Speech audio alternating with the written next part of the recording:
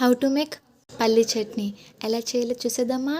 ఇప్పుడు ప్రాసెస్లోకి వెళ్ళే ముందు మన ఛానల్ని సబ్స్క్రైబ్ చేసేయండి. Let's go to process.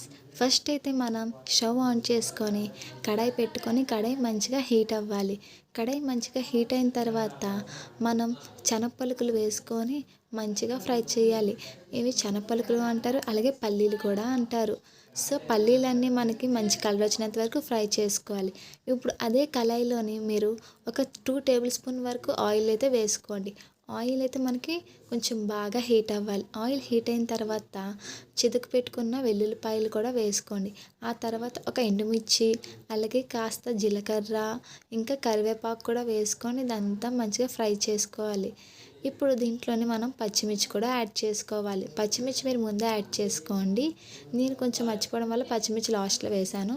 మీరు నాలాగా చేయకుండా ముందే పచ్చిమిర్చి కూడా వేసుకొని బాగా ఫ్రై చేసుకోవాలి.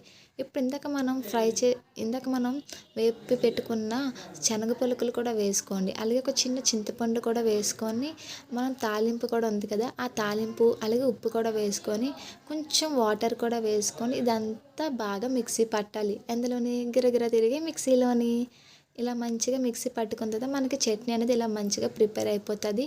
మీకు కావాలి అంటే తాలింపు పెట్టుకోవచ్చు, లేదంటే అవాయిడ్ చేసేయచ్చు.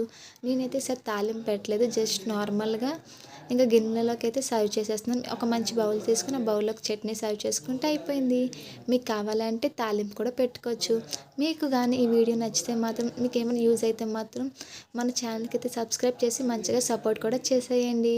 Thank you so much.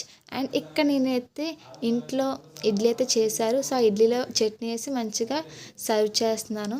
మీరైతే మన ఛానల్కి సబ్స్క్రైబ్ చేసి సపోర్ట్ కూడా చేసి థ్యాంక్ యూ సో మచ్ ఈ వీడియో మొత్తం చూస్తున్నందుకు.